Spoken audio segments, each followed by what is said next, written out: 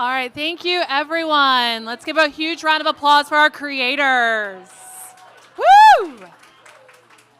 Our creators are a huge part of our community, so really glad we kicked it off with them. I will give everybody a second to get resettled a little bit, but we are going to start our next session shortly.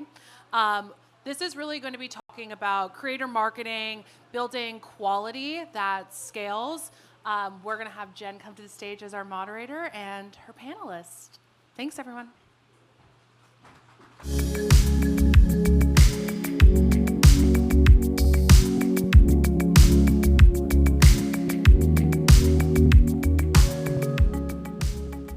Hello, everyone. I am Jenn Wang. I'm the Chief Customer Officer here at Cohley. You just heard a little bit from the creators about where creator marketing is at today, and now we're going to hear from the brand side.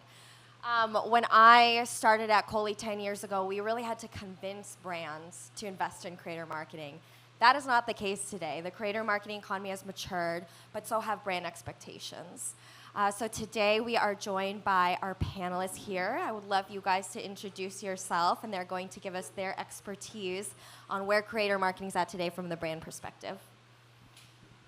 Hi, everyone. I'm Dixie Roberts. I am the Executive Vice President of Integrated Creative Strategy at HangarFour, which is a creative agency based here in New York. It's a very long title that basically just means that I am the connector between all of our creative properties. So it's really my role to connect influencer marketing, social media, to our experiential, to our video production teams, our creative teams, and even our public relations teams. So I really work to kind of bridge the gap and make sure that we're not just doing, an influencer activation, but we're bringing them to an event like we were talking about in the previous panel. We're creating content for them and with them. So I'm really excited to be here today. Thanks for being here. Love it. What's up, everybody? Jeff Sheesby, Senior Social Media Manager at Kimberly-Clark, specifically working on Huggies, repping the hat today. I don't get to wear this out of the house too often. At Huggies, I've been there for about a year, just wrapped up 8.5 years over at VaynerMedia. And anything you've seen in feed from Huggies, hopefully, if you're a new parent, it's hit you. Me and my team have something to do with. We're really trying to bring kind of quality and quantity into the feed, trying to compete with the Mr. Beasts of the world, your favorite meme counts of the world, creating education, humor, etc. Actually a good value exchange for the time that you're spent scrolling rather than pummeling you with organic ads time and time again. Awesome. And I'm Kristen Kowalski, the Digital Strategy Manager at Church Dwight, which owns a lot of brands like Arm & Hammer Laundry, Trojan, First Response, TheraBreath, and the list goes on and on. Hero, you might see some of these products in your goodie bags as well. But as the Digital Strategy Manager, I cover all things from social to influencer, as well as all digital ads from CTV, Google, Search, YouTube, the list goes on and on. We've been really tapping into Cohley for such a long time, especially on our social team, so I'm excited to get into that and let you know our little secrets here at Church Dwight. Amazing. Thank you. So I want to get started with some foundation about content volume. So a lot of what creators and creator content does for brands is fill in the gaps for volume that is required today to succeed in marketing at all. So tell me about just in the past 5 years, how has content volume needs changed for you all? Volume has changed significantly for us. Last year alone, we were averaging about 70 posts per month across platform. This year, we're pushing 250 plus as a mandatory. We're defining one post to one platform as one post, so one post to 5 platforms would be 5 posts, but that generally manifests itself anywhere between 50 and 75 unique concepts per month.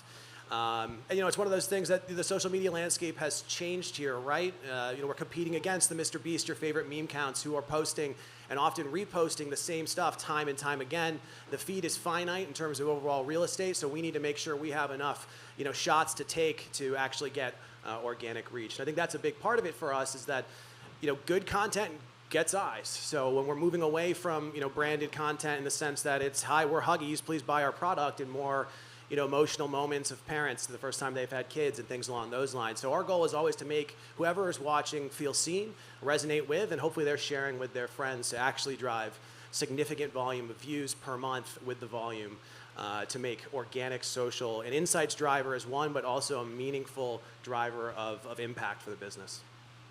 I can jump in here. I think what we have seen, I mean, over the last 5 years, I mean, influencer marketing is changing daily, weekly. And so over the last 5 years, so much has happened. And I think what we're really seeing in terms of volume is all of the different ways that our clients are really looking to activate creators. It used to just be like, we need influencers. That was kind of the first kind of iteration of influencer marketing. Now, we need influencers to get people to purchase our product. We need influencers to create a brand narrative for our brand. We need creators to show up at this event. So I think for us, it's the diversity of content that equals volume on our side, and just finding the right creators for all of these different kinds of activations in which we're working together. Yeah, and volumes really change over the years for us, especially on TheraBreath. It's a mouthwash brand, or now an oral care brand, because now we have a toothpaste. But it's changed for us because when we first started using Cohley, we would launch a few briefs, and they would have maybe like 5 to 10 creators, and then we've challenged ourselves to launch new products and use a brief to partner with 300 creators to launch one mouthwash, and then 400 creators in a single Cohley brief to launch our toothpaste. And that's really to flood the algorithm and make sure we're getting our message across and driving this idea of virality, that you're seeing our toothpaste there, and there. And that's because we're partnering with so many creators to do so. So it's very clear that volume is important. But what happens when you don't have enough volume, and or maybe there's an experience or a time where you realize, okay, we really need to ramp up because we actually don't have enough that we need? Was it like impressions were falling on organic? Was it like paid ads weren't working because you saw ad fatigue? Like, what was it that kind of drove you to realize, okay, we really need to ramp up our volume? I'll continue through the fact that all these creators are really fueling our paid social campaigns. So we need about 4 to 6 assets per campaign, and we're running multiple campaigns at once, 7 to 10 across Meta, across TikTok, across YouTube Shorts. And then we're running these assets for about 2 weeks, and they're being optimized towards the top performing assets. Now, when we realize one of our videos from the creators isn't doing as well, we'll pause that and put in a new creator video. And having this vault of creator content at our hands is just the most amazing thing, because then we get to also have the most efficient CPCs if it's a traffic campaign, or CPNs if it's an impression campaign, and really optimizing towards that top performing content. And when we don't have that, we run the same old ad, and it's boring, and it kind of does really bad, and then our paid social metrics go down, and you could imagine how the rest goes. I think something we've also seen too is, brands coming to us, maybe they're starting out, or maybe they're starting over. We, a couple of years ago, worked with Caboodles, for any of my elder millennials in the room. It was a dream come true to work with this brand, but they basically kind of sat languishing on the bottom shelf of Walmart and basically missed social media the first time around. So they came to us for their, I think it was like their 30th anniversary, at 20th, and we're like, we need to figure this out, we need to do this right, and we want to be on social media, we want to work with influencers, and here's our library of content. It was nothing. And so we very quickly realized that we needed to find not just influencers, but great content creators. And I think in the previous panel, I loved kind of the diversity of creators up here talking about, maybe they have 250,000 followers, or maybe they have 1,500 followers. But you know what? Some of these creators with 1,500 followers make incredible content. And when we're looking to help beef up a brand who needs great content for their organic social, those are the people we're looking for. So it's not always about following. When it comes to volume, we're looking for incredible content that people are going to stop the scroll and they're like, wow, that's an incredible video, an incredible photo, etc. Yeah, and I think lack of volume for us is just kind of lack of opportunity, for lack of a better term, honestly, in the sense that two different paths, right? We've got the organic and the paid side of things. On organic sides, if we're posting 250 times a month, I can guarantee a minimum views to my boss. I can back into CPMs where if I get 250 posts at 3,000 views every time, insert the amount of views that we're going to get. Obviously, the more we post, the more we learn, and the more we iterate, which then raises our floor and raises our ceiling. So for us, oftentimes, to the sense of let the creators create, we're really loose with what gets posted first, understanding that we probably won't go viral, whether that's 10,000 views for you or 1 million views for whoever your brand is, until the third, fourth, fifth, sixth iteration of a single concept. So we're taking almost like a publisher house view of our posts, looking at retention curves, looking at skip rates, and trying to identify exactly why this didn't get a chance in the algorithm to go viral. And then we're making quick edits. Sometimes that's a quick hook. Sometimes we're not seeing, share rates or like spikes towards the end of the video. Our climax clearly wasn't worthwhile for your time, so you kept scrolling. And then we're very quickly making those iterations. So that's one way for us to take a concept and scale volume with other iterations. We also are repurposing top performers and posting them time and time again, quite literally squeezing as much juice out of every post that we have. And we'll often see that the bangers that we have went viral once for 300,000 views. Every time we post that again, we're getting a minimum of 15,000 or something along those lines. And that adds up, right? Most of this is non-follower distribution, so we're not hitting the same people time and time again. The moment that we're inserting too much brand, too many CTAs, et cetera, too many claims, if I have to get the legal team involved, I'm already cooked. We're only hitting followers on that, and especially for a brand like Huggies, where you're only in market with us for a couple months, maybe a year at most, unless you're churning out children, which is not the case for most Americans right now, right? So we need to make sure we're getting those opportunities. Insert the paid side of things. We're then using our organic assets to reskin them and cut them into ads, both in terms of our internal teams as well as the creator content that we're doing. So we're using organic performance as a signal of what should be even in our ad campaigns, 6 to 10 posts at a time. And then as soon as we're starting to see any sort of creative fatigue, as soon as we're starting to see the platforms auto-optimize and stop spending against certain assets, we're cutting those out. We're recutting new organic assets into paid and kind of creating this loop where social is truly at the center of everything we're doing. It's stronger partnerships, it's better ads, and it is creating a floor of organic views for us that we're starting to measure in essentially like an eCPM way. So tying it more to media metrics than ever to try to drive, again, that impact across channels. I love that. And I want to kind of double click into some of those things you'd said, Jeff, and then Dixie and Kristen, feel free to chime into with some of your learnings. But I think a really important part of the creative is leaning on data to tell you what should be put in those creative briefs. And Jeff, I know that the content you've generated with Cohley specifically has been a lot more focused on like parenting stories, not really those like very specific product CTAs or product benefits. And I think that's counterintuitive to what a lot of marketers think that creators are for. They're there to like drive a conversion, so they have to like really pitch the product. And sometimes that definitely works, right? But like, tell me about your learnings with Huggies specifically that drove you to a different strategy that's more focused on those parenting stories over like talking about the diapers and how good the diapers are. Yeah, and we're at a little bit of an advantage as Huggies. We're a legacy brand that thankfully most people know. So get that out of the way. I think the reality is when we're looking at follower versus non-follower distribution, follower versus non-follower engagement, the moment we have pack in the first 3 seconds of the hook, it's 98% followers. Any viral post is going to be 98% non-followers. And how do you go viral? You make good content. So when we're working with Cohley creators, part of this is let the creators create, most certainly. The other part of it is that we do want to get organic views behind this. I think it was Gigi from the last one who said, loves to see boosting dollars behind influencer or content creators. We don't disagree with that, but we would put our 5 content creator posts and let it auto-optimize. So I'm not going to guarantee that your post will get spend behind it. I can guarantee that the batch of content that has overperformed benchmark that then gets deemed worthy of paid will get spend behind it. And I think that's very interesting. So bringing in kind of the emotional connection, a lot of this is we feel that the Huggies name and the Huggies logo from our brand handle is enough branding because consumers are smart enough. So for that, how do we get people to actually watch this, especially in a sea of sameness? Shout out to influencers for sure, but when we're using you as just a content creator, our followers don't know who you are. We're not buying your audience. So like a get ready with me or come to this retailer isn't necessarily breaking through the clutter. Well, then if we brief you on some emotional moment of you as a NICU mother or, the powerful story of your little fighter or a first that your baby had, first steps, first words, whatever it might be.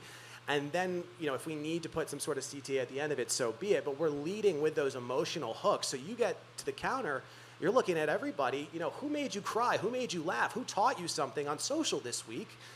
More often than not, we're hoping it's Huggies. I think what I really love about this whole conversation is that influencer marketing and influencer strategy is so rooted in data now.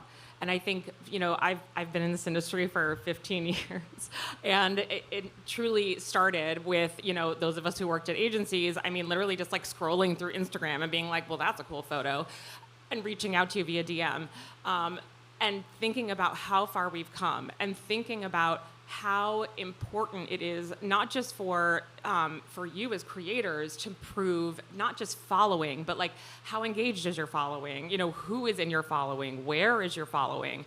And then additionally, what kind of content are you creating, and is that content resonating? I think it is so important that we are able to kind of share those benchmarks and prove those proof points, along with then weaving it into our paid marketing campaigns and our paid marketing strategy, because I think that is the longevity strategy of influencer marketing in general. That is why it continues to endure, and not just endure, but to grow, because brands are constantly seeing that this is what's working. And to your point, Jeff, about, telling those like wonderful kind of like heart-wrenching stories, telling, really kind of opening up on social and not just saying like, buy these diapers. It is what people are looking for. They're looking to learn something. They're looking to feel something. And I think, that mixed with data is truly like the perfect combination for success. Yeah, I think what makes this stuff so powerful is just the reminder that people are choosing after, in our case, they've put their kid to bed and they're scrolling, they're not watching Netflix, they're not spending time with their partner, right? They are looking to be entertained on these platforms in some capacity. So the moment that I hit them with a pseudo infomercial via content creator or via influencer, right, we've kind of lost the plot to a certain degree. We do retailer specific, product specific, et cetera, that looks and feels more like ads, and we're usually using those just for the boosting side of things. Of course, we'll post them organically. 3,000 views, 20,000 views is better than 0 views, so we're very much a yes and company right now. But nonetheless, we love to see something that somebody will send it to me and be like, I didn't know what it was, but I sent it to my partner and he started laughing, and it's like, exactly, then we've done our job well as organic marketers. And I think what's so nice about Cohley's platform is sometimes we have up to 10 briefs live at a time, which is, I know it's a lot, but shout out to my social team for managing all of that. And what we get to do with all these briefs is really make them different from each other. So one might be a Valentine's Day brief, and we're looking for all different types of couples. And if that fits you, then yes, we are selecting those creators where it really fits into their audience and their algorithm, or if it's more geared towards like a specific holiday or event or a tagline or like a time, like travel. I know there's a lot of travel creators out there. So we're looking for those creators to fit that niche, but then also making sure that it's fitting that type of content that they're used to posting and makes sense for them. We never want to push, content onto their platform that isn't making sense to them. And so having that variety is really great for our brand, because we know it's going to resonate with their audience. And then it's also going to help diversify our content as well. Amazing, thank you. I want to shift the conversation to talking about content creators versus influencers. And I think we often interchange these two terms, but in Cohley, there is a difference in terms of who you're targeting and who you're working with creators, and what type of brief you're launching. So just a quick synopsis for people that aren't super familiar with the platform. There's a UGC brief you can launch that's working with creators that are not posting. They're just giving you the actual assets. And then there's an influencer partnership brief type where you're looking at creators who have their Instagram or TikTok or YouTube hooked up, and they are required to post. You get access to their audience data. So I want to talk about the two. I think this is a great panel to have up here because you all are kind of using these brief types differently.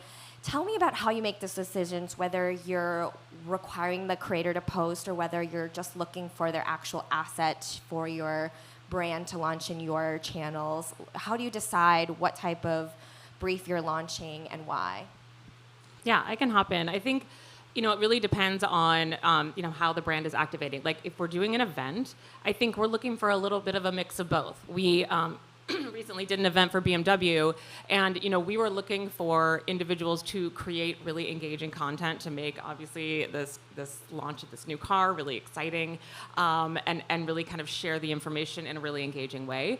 But we were also looking for people who had sizable followings to come and attend the event and really kind of get that awareness out about this moment. And maybe that content wasn't as in depth as some of these creators who were coming. And maybe a lot of times when it comes to creators, for me, it's about expertise. So if we are finding creators for an event like this, like maybe they are in the automotive space, they're in they really understand intrinsically how exciting this is, and really getting down to the nitty-gritty details, because their followings are excited, they're excited about that kind of information. But some of these influencers, maybe that more lifestyle, fashion, etc., that just kind of gives that nice cachet. So for me, it's really nice, especially if we're doing an event, to have a mix of both. And I'm grateful that there is kind of that difference in that kind of push and pull, so we can really kind of give diversity and depth to an in-person event, especially. Yeah, I think it's a great question. I think we do a little bit of both, and it depends on the initiative, Dixie, to your point, right? New product launches, marquee sales, things along those lines, definitely more heavily on the influencer side of things, where we work primarily with Cohley on the content creator side of things for more of those always-on moments, those emotional resonance, right? I want to hear your story as a parent, and Huggies is the product placement, right? It's what your kid happens to be wearing in the video that you're searching for it.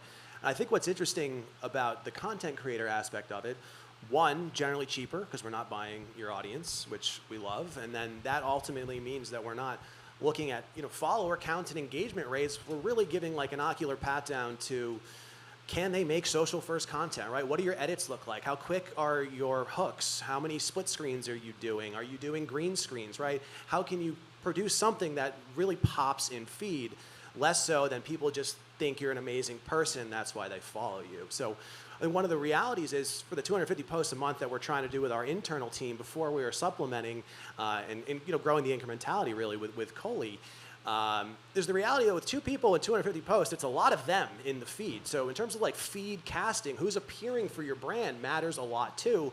And a lot of things, when we even go look into hiring, it's are you a good match to be showing up 100 times in feed this month?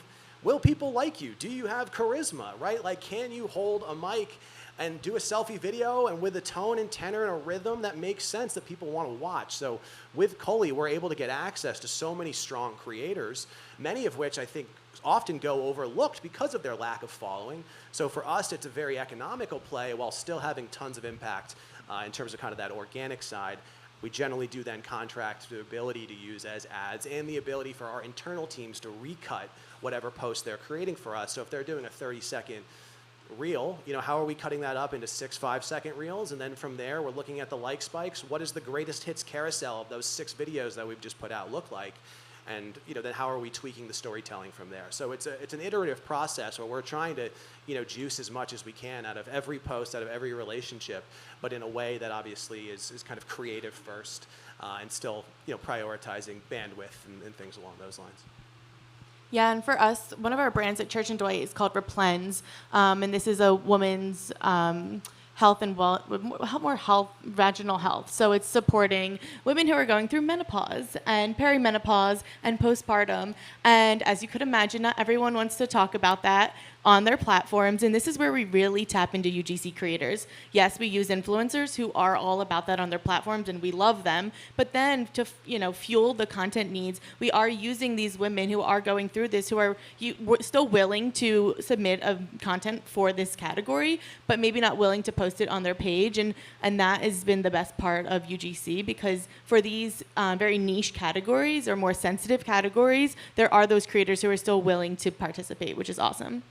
Yeah, I think that's a really great point, and we've already talked a lot today from both the creators and from you all up here about how important it is to give creators that creative freedom, but it's especially important when you're asking them to post on their page, right? So I would recommend to you all, for the brands or for the very specific campaigns where you have a very, very specific creative idea or script, or a lot of like legal guidelines to kind of lean towards UGC, because when you're not requiring the creator to activate it on their own channel, they can lean a little bit more towards your brand priorities instead of having to juggle this, balance of like what is good for the brand but what is also relevant for my followers. And it kind of releases them from that tension of like, okay, this is great that this fits on your page, but it doesn't fit on mine. So UGC is great for those types of scenarios. Dixie, so because you work for an agency, specifically, I want to talk about how PR and influencers work together.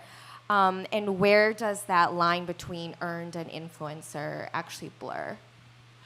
That's such a great question, and a complicated one.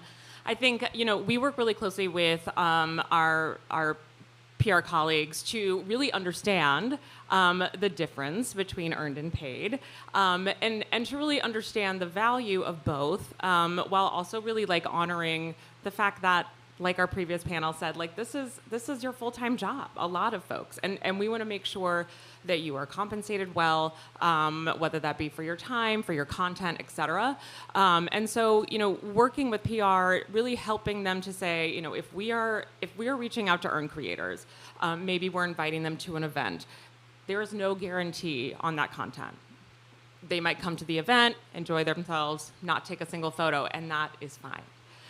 You might send them a PR package. You might spend, $500 to send them a mailer, and they might not post about it, and that's fine. And so we really try to say, like, listen, that earned content is really fantastic when you get it, but it is not guaranteed. We also like to say with PR, if you are looking for like, a quick content moment, like, there's a launch going, and you want to make sure you get that content right away. Earned is great if you want to send out a mailer. Again, there's no guarantee, but you're going to get that content quickly because there's not really any kind of like approvals and reviews involved, which is something that I think a lot of PR teams find to be attractive. And it is a lot of education, I will say. We like to make sure that they understand that this isn't going to be a right-away thing if we're paying these creators. We need to make sure that we have a contract. We need to make sure that we understand and are aligned on deliverables. We need to have a schedule for approvals and posting schedules, et cetera. And so really helping them understand what the timeline looks like so they aren't like, where's the content? Where's the content? is really important. So that's really how we collaborate with those teams. And we also really empower them to understand how to find the right creators. I think a lot of times, they are all at kind of different levels of understanding, what influencers are great for what. And so we really try to make sure that we're giving them the tools and the information and letting them kind of lean on our expertise to the best of our ability to really kind of make sure that they are getting the best creators, whether it's earned or paid, for their clients, and introducing their clients to us when it's the appropriate moment. Amazing. Thank you, Dixie. Yeah. Okay, I also want to talk about now the scale piece and how brand safety relates to scale. Kristen, you mentioned your briefs have like 400 posts sometimes going live, and volume is important, but you all work for brands that really protect the brand. You have to work with legal teams that say you can't use a piece of content because a creator said one word that's now a claim that is not allowed in marketing. So how do you balance scale with quality and brand safety? Yeah, I mean, for us, we have to make sure they're following FTC guidelines. It needs to have a verbal. I've partnered with in the content, if they are speaking in the content, it needs the hashtag ad or hashtag brand partner on the video, and it needs to follow all our claims. And I know that is a lot to review, and we do so. We have to, or we could be in a lot of trouble from a legal perspective. So we literally have to review every single piece of content. I do like the AI tool that Cohley's brought on because it does say whether they followed the FTC. We're still reviewing it regardless, but it does really help in that aspect. But yeah, at Church Dwight, we have to follow every single one, and with that comes a lot of time and dedication to this content. So it's a matter of, okay, if they're not going to talk in the video, then they don't have to say, I've partnered with TheraBreath for this video. But we also do the due diligence of, in the brief, we like to add in creative ways that they could add in the FTC guidelines that don't start with, hi, my name is blah, blah, blah, and I've partnered with TheraBreath. And I'm like, oh my gosh, this video is now scrolled past, and we want to move on from this. So we help them by creating either examples for how they can have this in their content, or we just say, hey, listen, we know if this isn't for you, then play music in the back, commercial, for commercial use music, and add text, and it will still do really well. And we have videos that do really well when they do that. So I think that is just such a big piece of making sure that we're able to hit on our FTC guidelines and our brand priorities and make legal happy from our end. It makes a lot of sense. In terms of brand safety, I feel like we're doing a lot of the vetting beforehand, right? Making sure we're scrolling through your profiles, et cetera. So I guess brand safety for me is one of two pillars, right? There's, of course, the FTC, the legalese. If we're on a more salesy side, we're releasing a new product, a lot of claims. Hopefully we'll have that in the brief in terms of pre-approved. But the other side of that of brand safety of are they popping off on politics? They have a lot of hot takes, right? We're just not going to work with you as a family brand kind of out of the gate. In terms of the volume side of things, where let the creators create, we for sure will review, but try to be a little bit more liberal and a little bit more loose, I would say, in terms of what we're allowing, which falls a lot on me then to educate our brand team of what the hell is that in feed? And I'll be like, well, look how many shares it got. And that's why it worked, because you hated it, quite literally. I know, for the creators, they make us do this, we promise.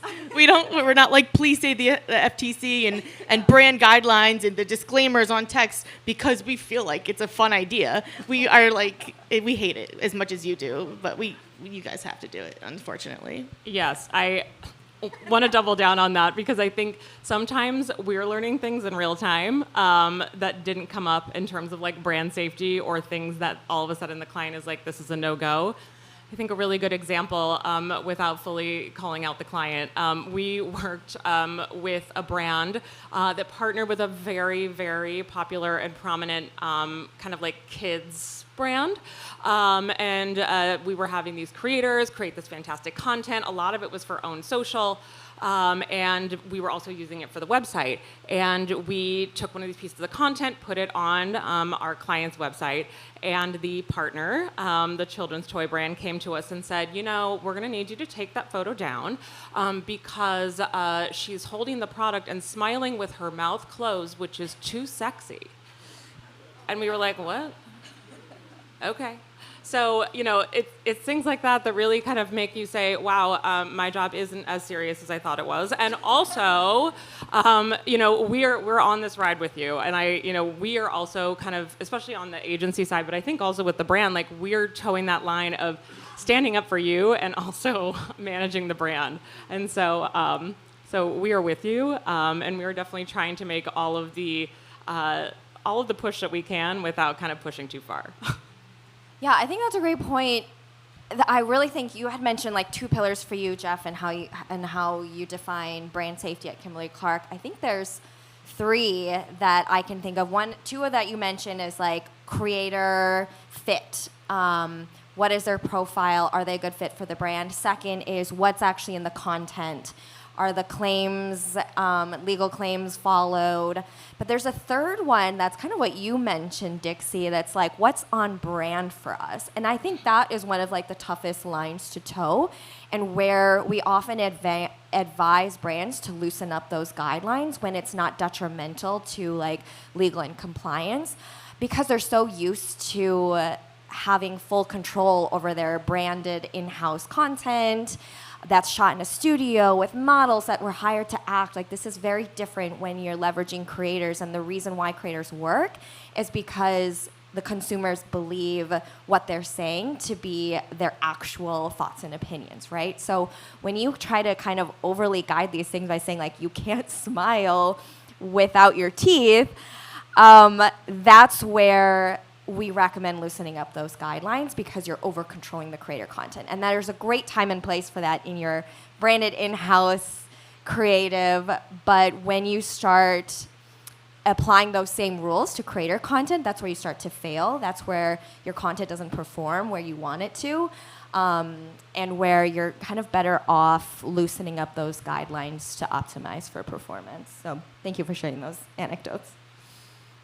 Okay, the last topic I want to talk about today is measurement challenges. Creator content is notoriously hard to prove with ROI. How are you making the case to your leadership teams, particularly at the enterprise brands that you work for, where leadership historically is used to more concrete numbers in marketing spend? They know that creator marketing is important, but are not exactly sure how to evaluate performance and budgets. Like, what are you doing there? Yeah, great question. I think measurement on organic is certainly a black hole. It's good to see, like YouTube is now creating more dashboards that will show organic creation plus paid in the single thing. So I think we're trending to a world that organic measurement is better. I think the challenge we have is often to make it as paid as possible. So we can still back into CPMs by projected views and knowing how much we paid each content creator. We also do a lot of mixed media modeling, MMM reporting. Obviously that is retroactively looking, so often it'll validate, what happened then, not where we need to be going. And, with this partner and that partner, and I'm not always sure that the media was run correctly, and was it the creative, right? There's a lot of questions that open up on that, but it is at least directionally solid on that front. Either way, I try to preach to our teams that views are everything, especially organic on that side of things. Same thing that we look at, reach and frequency on our paid accounts. Why are we not tackling that on the organic side as well? So I think backing into eCPMs and things along those lines certainly helps. Giving them click-through rates whenever we can also helps. Then we do promote a lot of these, the top performers organically, so then we can close that loop a little bit more easily because paid measurement obviously is robust. So it's a bit of an art and a science for sure. I think at this point the education level has been, we need influencers and content creators to even play the game. Which thankfully is not as much of like how are we measuring in-store sales in Texas with that content creator yet. But even thinking about where like the industry is going, right? I think affiliate marketing, TikTok Shop, et cetera, is more prevalent than ever. I think there will get more measurement, so you will need to actually prove ROI if you are moving product off the shelves. If it's a brand awareness campaign, maybe we'll see more, brand lift studies on the organic side of things if we're hitting certain impression thresholds. Cautiously optimistic that these platforms will allow us to measure more as they see more investment going into content creator influencers as well as in-house creative teams.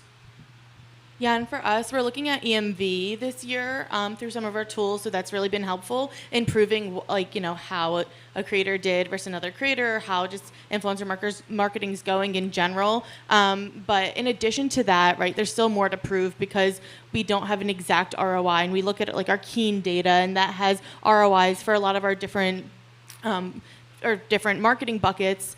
But we need to continue to prove more. So what we then do is we're looking at number of views year over year for the creator's content. We're looking at number of impressions. How many more followers did we reach out to this year through the creator's handle? And then on top of all of that, we are also able to see an impact from either a brief or a moment or a creator video through sometimes even search. One of our creators have driven on Google search the trend line of the content, and that was really effective. And you could bring to the marketing team, see influencer marketing really works. And then online sales as well is like a very more instant impact from the creator's videos, whether it's using Amazon attribution links or any other sort of measurement. These are just a bunch of different ways of how we're like, okay, guys, listen, this is driving sales, even though you're not seeing them right away. I think from the agency side, it really starts with education. I think if we just let our brands come to us and say, this is what we want out of our influencer marketing, they're going to be like, brand awareness. That's not actually what they want. They're going to say brand awareness, and then you're going to finish an entire campaign, and they're going to be like, hi, what did we sell? And you're going to say, wait, what? So we always make sure that they understand what they mean when they say brand awareness. And if they truly are looking for sales, then we really educate them on the opportunities to drive sales. So we're talking about, influencer allow listing, boosting, et cetera. If there's like a special promo code, or if there's like a way to connect them to their Amazon landing page, or connect them to their directly to their website so we can show traffic. So I think it's really important just to set those KPIs and that understanding ahead of time. And I mean, really, creators, same. If you're working directly with a brand or with an agency, it really behooves you to say, like, what do they want? Because it really kind of protects your relationship and kind of shows your value if your content is the one that drove the thing that they needed. When sometimes they don't understand, and don't know how to ask for what they need, which I think was covered really clearly in the previous panel, and I think it's important. Sometimes brands don't know what they need until they see what they don't want.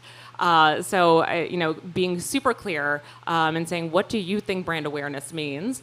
And then once you hear that, really being able to react to that and say, well, here's how we can achieve whatever it was you just said. Totally agree. And to piggyback off of that too, going into a brief knowing what KPI you're measuring is important, because it will affect how you're writing that brief, what your non-negotiables are, and communicate to the creators what the goals are too, right? When they're going into it blindly, just following creative brief, but not knowing what you're trying to optimize for, they can't use their expertise too to give you what you need there. So when it comes to this is going to be in pay ads, we're trying to drive sales, share that with the creator, because then they might actually be able to talk more about the product. If you're talking about, like, hey, we're really trying to drive views and brand awareness, that's where they can lean a little bit more on their story, like the Huggies example, or make sure like the hook has something to do with something that will get views versus like, hey, I need to like really talk about these product benefits to drive a sale. So remember that too when you're creating your briefs, is go into it with a predetermined KPI you're measuring, and then make sure to communicate that with the creators as well. Okay, we are out of time. I think if we have like one or two questions, we might be able to take them. Are there any for the panelists up here?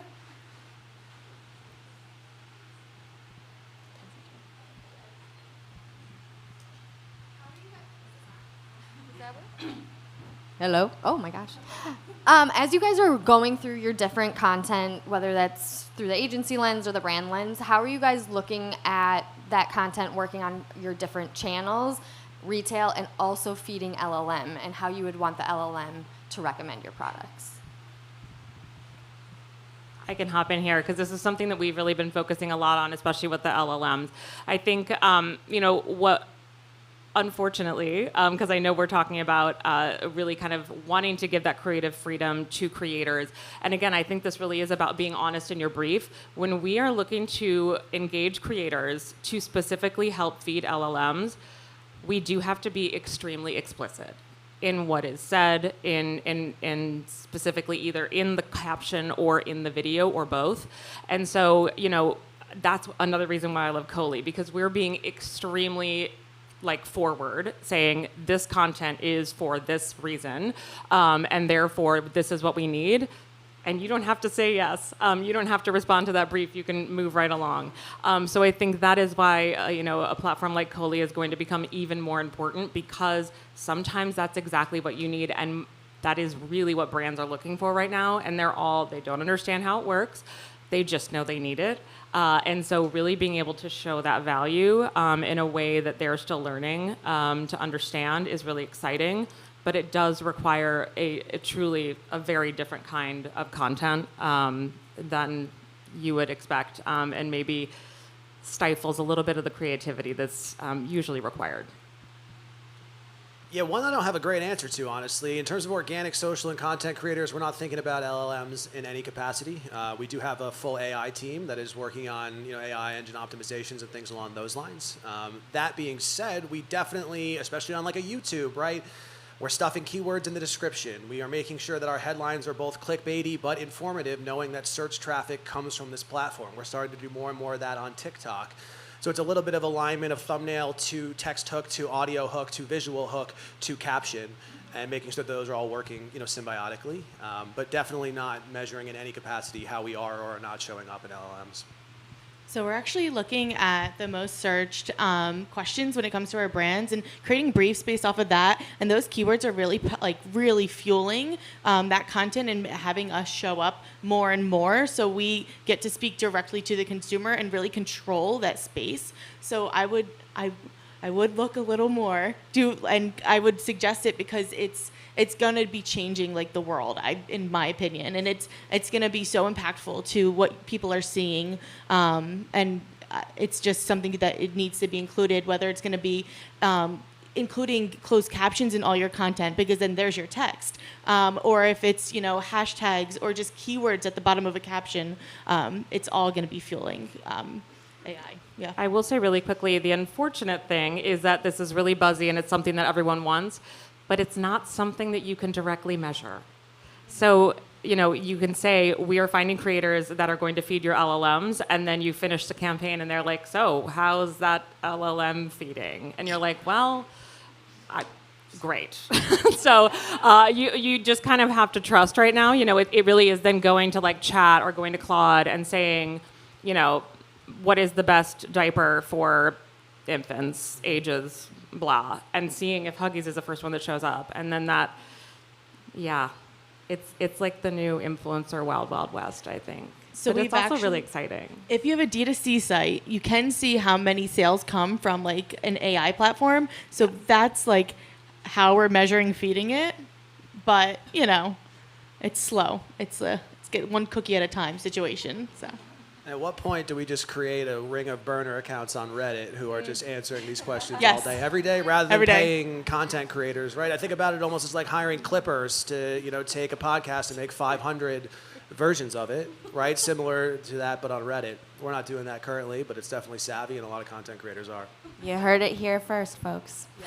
I have a time's up warning screaming at me on the screen in front of me, so we do have to wrap it up. But please find any of us at happy hour, at lunch, if you have more questions, and thank you so much.